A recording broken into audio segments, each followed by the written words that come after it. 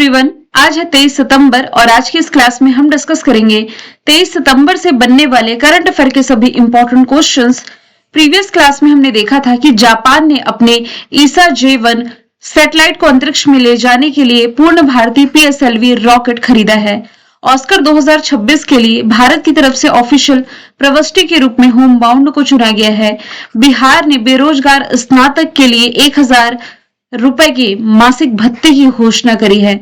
2023 के लिए दादा साहब फाल्के पुरस्कार दिया जाना है मोहनलाल को। अंतरराष्ट्रीय समान वेतन दिवस 18 सितंबर को, अंतरराष्ट्रीय शांति दिवस 21 सितंबर को मनाया गया। जो अपना देश है भारत, ये 5वां तटरक्षक शिखर सम्मेलन की मेजबानी करेगा जो 2027 में हुआ। इसका जो 4th एडिशन था ये इटली ने होस्ट किया था। रक्षा मंत्री राजनाथ सिंह जी के द्वारा राष्ट्रीय सम्मेलन मंथन का उद्घाटन किया गया। इसका मुख्य विषय था आत्मनिर्भर भारत के लिए रणनीतिक रोड मैप @ 2047 और केंद्रीय जो IT मिनिस्टर है अश्विनी वैष्णव जी ने भारत AI मिशन के तहत पूरे देश में कुल 500 से ज्यादा डेटा लैब स्थापित करने की योजना की घोषणा करी है। एक दिवसीय क्रिकेट में सबसे तेज शतक लगाने वाली भारतीय खिलाड़ी स्मृति मंधाना बनी है। इस मामले में इन्होंने विराट कोहली का रिकॉर्ड तोड़ा है।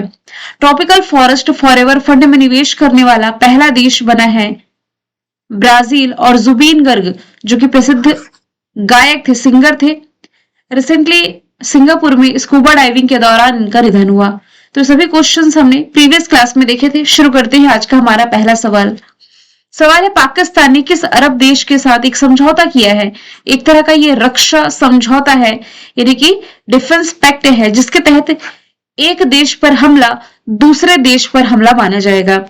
तो ये समझौता रिसेंटली पाकिस्तान ने कर दिया है, यानी कि ये समझौता सऊदी अरब के साथ किया गया है। सबसे पहले सऊदी अरब को आप मैप के थ्रू देखिए। ये वाला जो क्षेत्र है ना, ये कहलाता है आपका अरब प्रायद्वीप। तो अरब प्रायद्वीप का जो सबसे बड़ा देश है ये सऊदी अरब ही है। इस सऊदी अरब के साथ पाकिस्तान का ये समझौता है। कैसा एग्रीमेंट है? SMDA एग्रीमेंट, यानी कि स्ट्रेटेजिक म्यूचुअल डिफेंस एग्रीमेंट। इस समझौते के तहत एक देश पर हमला दूसरे देश पर भी हमला माना जाएगा। ये तो एक देश और दूसरे देश की बात हुई। रिसेंटली आप करंट अफेयर में हम देख रहे हैं कि पाकिस्तान ने अपने तो खुद ही के देश में हमला कर दिया है, यानी कि अभी पाकिस्तान का एक पर्टिकुलर एरिया है जहां पर हमला स्वयं पाकिस्तान के द्वारा किया गया है। इसमें 20 से 30 लोगों के मारे जाने की भी खबर सामने आई है। फिलहाल यहाँ पर सऊदी अरब की हम बात कर रहे हैं, जिसके साथ पाकिस्तान का ये समझौता है स्ट्रेटेजिक म्यूचुअल डिफेंस एग्रीमेंट। इस समझौते की वजह से पाकिस्तान को अपनी बदहाल जो इकोनॉमी है इसे सुधारने के लिए सऊदी की तरफ से पैसा मिलने की राह है जो कि खुल गई है, जो कि इसे जरूरत भी है। यहाँ से सऊदी अरब के बारे में जान लेते हैं। कैपिटल रियाद, करेंसी रियल है। यहाँ के किंग का नाम है सलमान बिन अब्दुल मजीज अल सऊद। करंट अफेयर में हमने देखा है, अभी सितंबर में मैंने आपको पढ़ाया है कि आभूषण व्यापार को मजबूत करने के लिए भारत ने सऊदी अरब के जेद्दा में सजेक्स 25 की शुरुआत करी। 2034 का जो फीफा मेंस वर्ल्ड कप होगा इसकी मेजबानी सऊदी अरब करेगा। चर्चे में रहे फिंगल चक्रवात का नामकरण सऊदी अरब ने किया। रिसेंटली स्लीपिंग प्रिंस के नाम से मशहूर जो प्रिंस अल वलीद है, जुलाई के महीने में इनका निधन हुआ।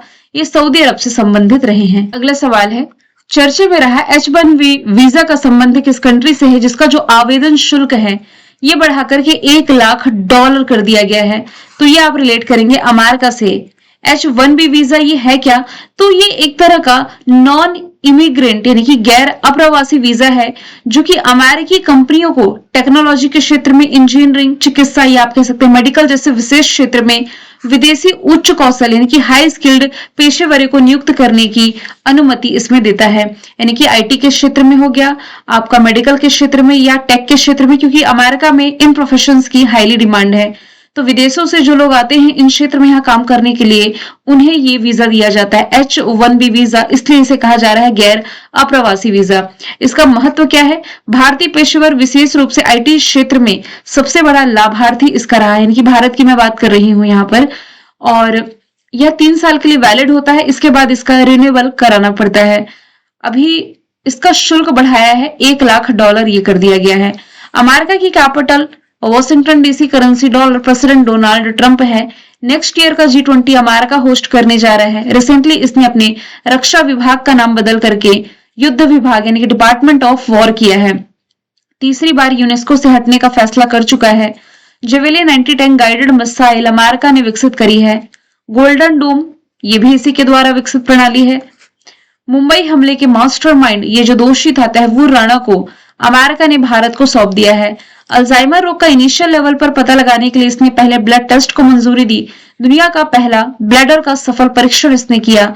एलन मस्क ने राजनीतिक पार्टी की जो घोषणा की है इसका नाम अमेरिका पार्टी। अप्रैल के महीने में यहाँ के उपराष्ट्रपति जेडी वेंस भारत के दौरे पर थे। पनडुब्बी ट्रैकिंग के लिए भारत का यानी कि पनडुब्बी ट्रैकिंग के लिए सोनोबॉय पर अमेरिका भारत के बीच डील है। बाल्ड ईगल को अमेरिका का राष्ट्रीय पक्षी डिक्लेयर किया गया है। एग्जाम में पूछा गया क्वेश्चन है। Dark eagle anti missile system भी इसी ने विकसित करी है। तीसरा सवाल है वर्ल्ड राइनो डे यानी कि विश्व गैंडा दिवस ये मनाया कब जाता है? तो ये सितंबर महीने की 22 तारीख को मनाया जाता है। ऑप्शन सी इसका राइट आंसर है। इसका उद्देश्य है राइनोस के संरक्षण और उनके प्राकृतिक आवास को सुरक्षित रखना। पहली बार 2010 में वर्ल्ड राइनो डे के रूप में घोषित किया गया। भारत में मुख्य रूप से ये जो गेंडे हैं इनका मुख्य स्थान है असम का काजीरंगा नेशनल पार्क। अगला सवाल है विश्व अल्जाइमर दिवस ये मनाया कब जाता है? तो इस सितंबर महीने की 21 तारीख को मनाया जाता है यानी कि रिसेंटली ये परसों के दिन ही मनाया गया है। अल्जाइमर है क्या?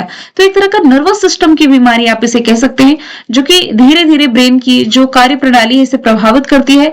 खास तौर पर यदि देखा जाए तो मेमोरी और सोचने समझने की क्षमता को ये कम करते जाती है। और किस उम्र में ये बीमारी होती है? तो आमतौर पर 65 वर्ष के बाद ही देखने को मिलती है।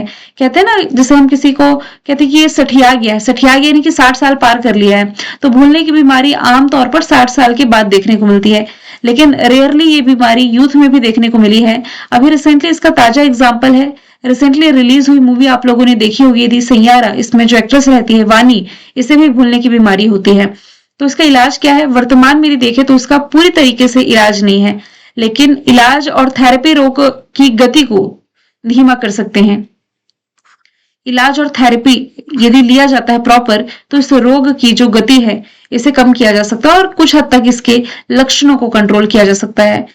सितंबर महीने में 1 से 7 सितंबर तक राष्ट्रीय पोषण सप्ताह, 5 सितंबर है भारत में राष्ट्रीय शिक्षक दिवस, 8 सितंबर इंटरनेशनल लिटरेसी डे, 10 सितंबर है विश्व आत्महत्या रोकथाम दिवस, 11 सितंबर है राष्ट्रीय वंश शहीद दिवस, 14 सितंबर राष्ट्रीय हिंदी दिवस, 16 सितंबर वर्ल्ड ओजोन डे, 18 सितंबर वर्ल्ड बैम्बू डे और 21 सितंबर है इंटरनेशनल डे ऑफ पीस।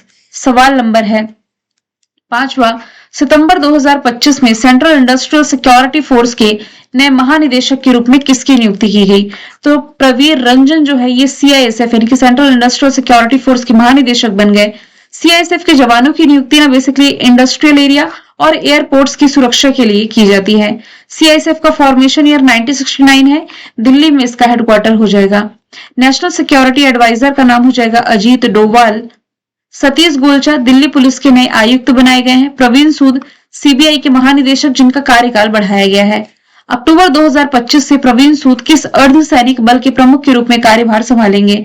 तो ये अब आईटीबीपी के प्रमुख का पदभार संभालने जा रहे हैं। और इनसे पहले राहुल रजगोत्रा का नाम मैं आपको बता रही थी जो कि आईटीबीपी के प्रमुख का पदभार संभाले हुए थे। इनका प्रमोशन हो चुका है डीजी के पद पर, तो अब इनका स्थान ले रहे हैं कौन? प्रवीण कुमार। प्रवीण सूद अलग है, प्रवीण कुमार अलग है, दोनों में कंफ्यूज नहीं होइएगा। इंडो तिब्बत बॉर्डर की रक्षा करना इसका जिम्मा है। 1962 फॉर्मेशन ईयर दिल्ली में हेडक्वार्टर है। अभी कुछ अर्धसैनिक बलों के और एग्जाम्पल मैं आपको दे देती हूँ। एसएसबी के 26वें महानिदेशक संजय सिंघल बने। बीएसएफ के दलजीत सिंह चौधरी, सीआरपीएफ के ज्ञानेंद्र प्रताप सिंह, एनसीसी के हैं गुरविपाल सिंह, इंडियन कोस्ट गार्ड के हो जाएंगे एस परमेश्वर मणि भी आप कह सकते हैं। एनडीआरएफ के पीयूष आनंद, रेलवे प्रोटेक्शन फोर्स के सोनाली मिश्रा, असम राइफल्स के हो जाएंगे विकास लखेरा। सवाल 7वां है जस्टिस पवन कुमार भीमप्पा बजंत्री जो है किस हाई कोर्ट के मुख्य न्यायाधीश के रूप में शपथ लिए हैं? तो अभी हाल ही में पटना हाई कोर्ट के 46वें मुख्य न्यायाधीश के रूप में शपथ ले ली है पवन कुमार भीमप्पा ने। बिहार के जो राज्यपाल है आरिफ मोहम्मद खान, इन्हीं के द्वारा इन्हें शपथ दिलाई गई है। चलते हैं अगले सवाल की तरफ। चीफ ऑफ डिफेंस स्टाफ 22 सितंबर 2025 को यानी कि कल के दिन ही कहां त्रिसेवा अकादमी प्रौद्योगिकी कार्यशाला का उद्घाटन किए हैं? यानी कि टी सेट्स का उद्घाटन रिसेंटली कहां पर किया गया है? राजधानी दिल्ली में। ऑप्शन बी इसका राइट आंसर हो जाएगा। सशस्त्र बलों और भारत की शैक्षणिक संस्थानों के बीच में इनोवेशन को बढ़ावा देने के लिए और सहयोग को मजबूत करने की कोशिश में 22 और 23 सितंबर को, यानी कि कल और आज आप कह सकते हैं, मानेकशॉ सेंटर दिल्ली में एक त्रिसेवा कार्यशाला भी आप कह सकते हैं, टी सेट्स, इसका आयोजन किया गया। 22 सितंबर को चीफ ऑफ डिफेंस स्टाफ कौन है? अनिल चौहान, इन्होंने इस कार्यक्रम का उद्घाटन किया है।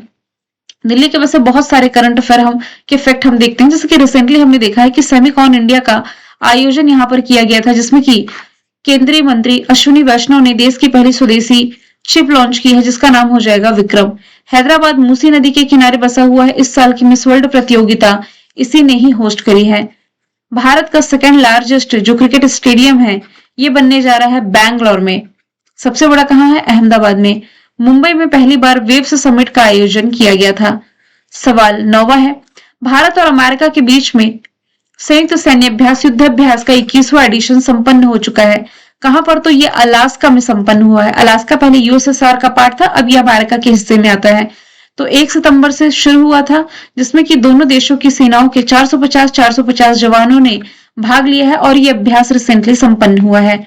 यहाँ पर कुछ अभ्यास का एक बार वजन करेंगे, क्योंकि इस समय जितनी भी मिलिट्री एक्सरसाइज है ये मैंने आपको रटवा चुकी हूँ। सिलेनेक्स और मित्र शक्ति है श्रीलंका के साथ, जुलाई स्ट्रॉम रसिया ने होस्ट की, बोंगो सागर संप्रति बांग्लादेश के साथ है, युद्धाभ्यास Cope India Vajraprahar Tiger Triumph America के साथ, इंद्रा एवियेंद्रा रशिया के साथ, सूर्य किरण नेपाल के साथ, शक्ति वरुण गरुण फिन्जेक्स जापान के, माफ कीजिएगा, फ्रांस के साथ, शिन्यू मैत्री धर्म गार्जियन वीर गार्जियन जिमेक्स जापान के साथ, खान क्वेस्ट मंगोलिया में, टेलिस्मैन सेबर अमेरिका ऑस्ट्रेलिया के बीच, उल्ची है अमेरिका साउथ कोरिया के बीच, मैत्री भारत थाईलैंड के बीच, आरोग्य सेतु अभ्यास तिनसुकिया असम में आयोजित किया गया, ब्राइट स्टार इजिप्ट ने, जापाड होस्ट किया है, किसने? रशिया ने।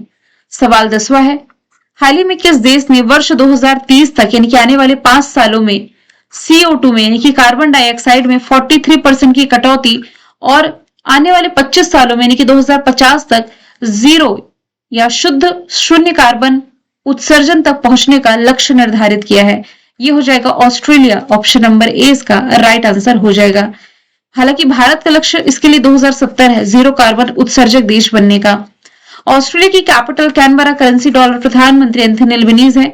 इसे द्वीपीय महाद्वीप कहा जाता है क्योंकि चारों तरफ से पानी से घिरा हुआ है, तभी भी इसे प्यासी भूमि का देश कहते हैं।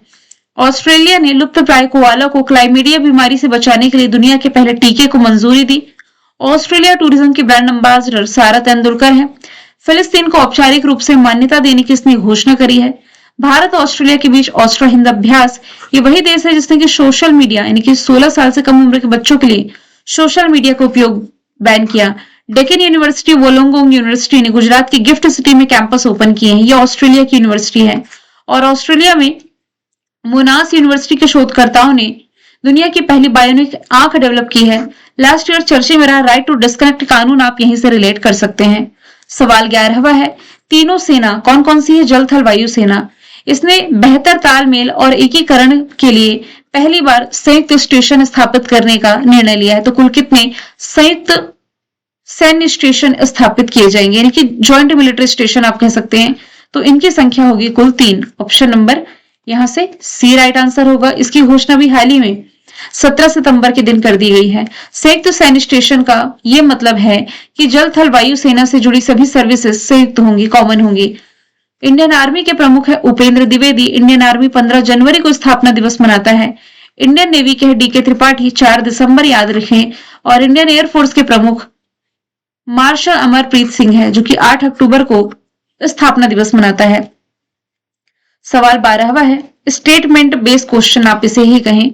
चाबहार पोर्ट भारत के लिए क्यों इंपॉर्टेंट माना जाता है, जिस पर अमेरिका ने अपने प्रतिबंध छूट को सितंबर 2025 में खत्म कर दिया? तो सबसे पहली बात तो इसका आंसर हम पकड़ें कि ये महत्वपूर्ण क्यों माना जाता है भारत के लिए, क्योंकि ये भारत को पाकिस्तान को बाईपास करके अफगानिस्तान, मध्य एशिया और मतलब इस क्षेत्र तक पहुंचने में हेल्प प्रदान करती है। क्या लिखा हो? पाकिस्तान को बाईपास कर। देखिए ये जो आप मैप देख रहे हैं, यहाँ पर चाबहार पोर्ट आपको दिख जाएगा। ये इंडिया है, इंडिया के बगल में पाकिस्तान, पाकिस्तान के इधर यदि हम आएंगे तो अफगानिस्तान है। तो पाकिस्तान ना जाना पड़े, इसे बाईपास करते हुए डायरेक्ट रास्ता चाबहार पोर्ट का आप देख पा रहे हैं अफगानिस्तान। पाकिस्तान इंडिया के बीच में रेड क्लिफ लाइन है, फिर पाकिस्तान और अफगानिस्तान के बीच इधर पर डूरल लाइन में मैंने करंट अफेयर में ऑलरेडी आपको पढ़ाया हुआ है। तो ये चाबहार पोर्ट भी आप देख सकते हैं। ये इंडिया है, ये आपका अरेबियन सी वाला क्षेत्र, पाकिस्तान। देखिए यूएई यहां नहीं है, ये है यहां पर, सिर्फ एरो करके यहां दिखाया गया है। इसके बारे में थोड़ा पढ़ लेते हैं। चाबहार पोर्ट ईरान के सागर के तट पर स्थित रणनीतिक रूप से महत्वपूर्ण पोर्ट है, क्योंकि पाकिस्तान जाने की जरूरत नहीं पड़ती। इसके लिए पाकिस्तान को बाईपास करके अफगानिस्तान और सेंट्रल एशिया तक ये पहुंच प्रदान करता है। इसका निर्माण भारत ने किया है और ईरान ने 10 वर्षों के लिए इसके सबसे बड़े हिस्से शाहिद बेहस्ती पोर्ट का संचालन का जिम्मा दिया हुआ है। 17 सितंबर 2025 को अमेरिका ने चाबहार पोर्ट के लिए 2018 में जारी जो प्रतिबंध से छूट थी ना, इसे समाप्त करने की घोषणा कर दी है। अमेरिका ने ये प्रतिबंध लगाया क्यों है? तो अमेरिका ने ये जो निर्णय है ये ईरान की परमाणु, बैलिस्टिक मिसाइल और सैन्य कार्यक्रमों के खिलाफ अधिकतम दबाव नीति के तहत लगा लिया है। चाबहार पोर्ट की लोकेशन भी हमने देख ली है, मुख्य रूप से ईरान, इसके आसपास का क्षेत्र यदि आप देखेंगे। एक ग्वादर पोर्ट पढ़ते हैं ना, ये पाकिस्तान वाला है, इधर पाकिस्तान का। कांडला पोर्ट ये आप गुजरात में पढ़ेंगे। हल्दिया, पारादीप, ये पारादीप को उड़ीसा का, हल्दिया, तूतीकोरिन, मारमुगाव पोर्ट, तिरुवनंतपुरम। ये कुछ इंपॉर्टेंट एग्जाम्पल आप रिलेट कर सकते हैं। मैंने कल आपसे पूछा था कि 17 सितंबर को कौन सा देश है जो कि शोक दिवस के रूप में मनाएगा? आंसर था नेपाल। आज का सवाल है, किस राज्य में जीआई टैग वाले स्थानीय फसल को बढ़ावा देने के लिए सिरारा खोंग हथेई फेस्टिवल का आयोजन किया गया? आंसर इसका जो भी आप कमेंट बॉक्स में बताइए। मिलेंगे नेक्स्ट वीडियो में। Thank you so much.